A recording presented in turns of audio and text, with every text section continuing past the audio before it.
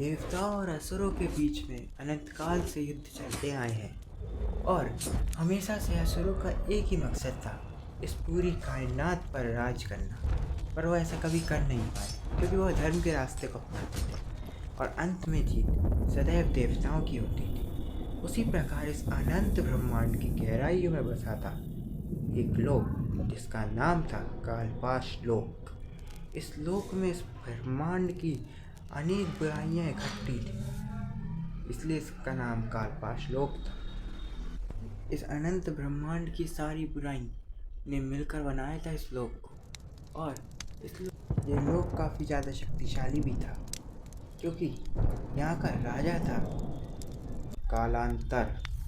हाँ, ये बहुत शक्तिशाली, जिसका मकसद था इस ब्रह्मांड पर राज करना, और ये सदियों से लगा हुआ था कि इस ब्रह्मांड पर राज करे, पर ऐसा कभी कर नहीं पाया था। पर ये अब बहुत साल की तपस्या के बाद, इसलिए पहले से काफ़ी ज़्यादा शक्तिशाली हो चुका था और इसकी बहुत विशाल सेना थी जिसमें अनेक महाशक्तिशाली असुर थे। एक खतरनाक से खतरनाक, अपनी अपनी शक्तियों में महान असुर इसकी सेना में थे। इन सब का एक ही मकसद था, पृथ्वी पर राज करना। मतलब इन्हें इस जो कालांतर था, इसका मकसद पूरे ब्रह्मांड पर राज करना था। पर शुरुआत तो अर्थ से करते, और यहाँ बुराई है वहाँ अच्छाई भी है। इसी ब्रह्मांड में दूसरी ओर था प्रेम लोक, जो सदैव से सच्चाई, अच्छाई और अपने प्रेम के प्रतीकता के लिए जाना जाता था।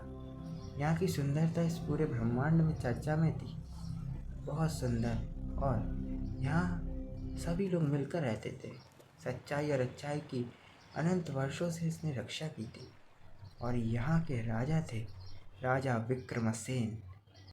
पर कोई और भी था जो सच्चाई और अच्छाई की रक्षा करता आया था।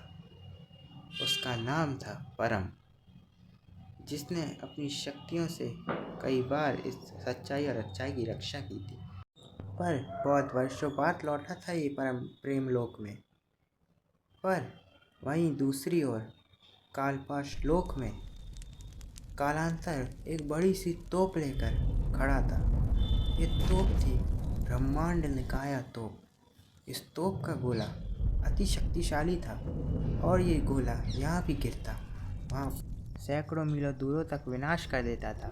पर तभी कालांतर उस तोप से प्रेमलोक की तरफ एक ब्रह्मांड बनाकायक शक्ति को भेजता है। ये सिर्फ आग नहीं, यह कलंतार की बेज हुई विनाशक शक्ति है। पर तभी वहाँ पर परम आ जाता है, और परम अपनी शक्तियों से इस गोले की शक्तियों को पहले कमज़ोर करता है, और फिर इस गोले को वापस कालपाश लोक की तरफ भेज देता है, और ये गोला दुगनी शक्ति से कालपाश लोक की तरफ जा रहा होता है।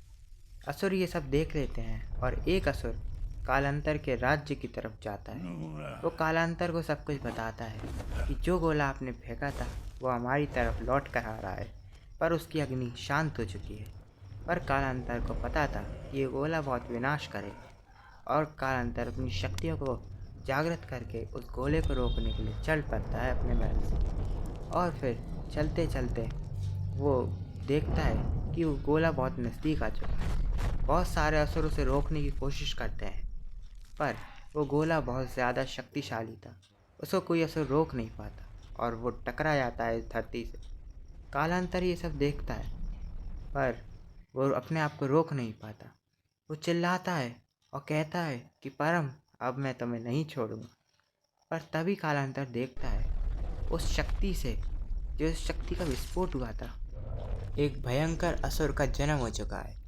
कालांतर सोचता है कि कहीं ये कालपाश लोक पर हमला करना न शुरू कर दे। कालांतर अपनी शक्तियों को इकट्ठा करता है, पर वो देखता है कि वो असुर कालांतर के सामने आकर झुक जाता है, और वो कालांतर से कहता है कि आप मेरे जन्मदाता हैं, आपने मेरा जन्म किया है, आपने मेरी उत्पत्ति की है। कालांतर ये सुनकर खुश हो जाता है, और वो सोचता है कि उसे परम को हराने के लिए एक महाशक्तिशाली अस्त्र ये असुर मिल चुका है। वो ये सब सुनने के बाद जोर जोर से हंसने लगता है। उसकी हंसी की गूंज पूरे कालपाश लोक में गूंज रही थी। सब लोग सोच रहे थे कि आखिर इन्हें हुआ तो हुआ क्या। सब असुर इकट्ठे हो जाते हैं और कालांतर अपनी शक्तियों को अंदर ही अंदर जागृत करता है और उस असुर को देने लगता है। वो उस असुर को और ज़्यादा शक्तिशाली बनाता है। वो अपनी दिव्य शक्तियों को देता है, दिव्य अस्त्र देता है और वो असुर शक्तिशाली बनता जा रहा था। पर तभी कालांतर आकाश की तरफ उंगली करके कहता है कि परम, अब तुम इसे नहीं हरा पाओगे, और कहता है कि अब तुम्हारा अंत होगा और मैं इस पूरी कायनात पर राज करूँगा, पूरी कायनात को बुराई से भर दूँगा। पर तभी कालांतर अपना एक रहस्यमय विमान का आह्वान करता है और वो विमान उस असुर को देता है। और कालांतर उस असुर से कहता है कि तुम मेरे सबसे प्रिय असुर हो, और एक मंत्र पढ़ना शुरू करता है। फिर उस असुर से कहता है, जाओ और ब्रह्मथी को नष्ट कर दो। वो असुर विमान में बैठ जाता है और 2-4 असुरों को भी अपने संग ले जाता है। जैसे कि कालपाश लोक का सेनापति उसके पीछे की तरफ बैठा होता है और फिर वो असुर निकल पड़ता है पृथ्वी की तरफ।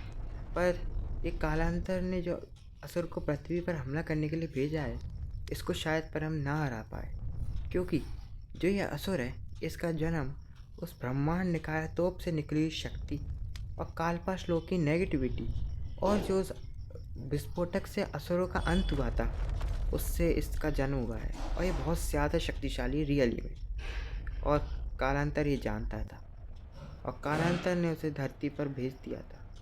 वो धरती पर अंदर आ जाता है, वो आसमान से चीरता हुआ, पर वो पहले अटैक नहीं करता। वो पहले पता लगाना चाहता था कि आखिर ये परम दिखता कैसा है और है कौन। इसलिए सबसे पहले वो एक सुरक्षित जगह ढूंढता है और वो धरती पर आ चुका है। एक ज्वालामुखी के बगल में ही वो जगह ढूंढ लेता है, क्योंकि आग ही उसकी सबसे बड़ी शक्ति थी और वो अपनी शक्तियों को बढ़ाना चाहता था। पर यह बात प्रेमलोक में पता चल चुकी थी। प्रेमलोक के यंत्र में ये पता चल चुका था कि धरती पर एक बहुत ज़्यादा भयानक शक्ति उतर चुकी है और इससे पूरे प्रेमलोक में हलचल मच गई थी कि इस शक्ति इतनी ज़्यादा खतरनाक थी कि यंत्र भी उसे डिफाइन नहीं कर पा रहा था। और तभी परम की एंट्री होती है। परम ये सब देख लेता है, पर उस समय जो वहाँ के राजा विक्रमसेन वो वहाँ पर नहीं थे।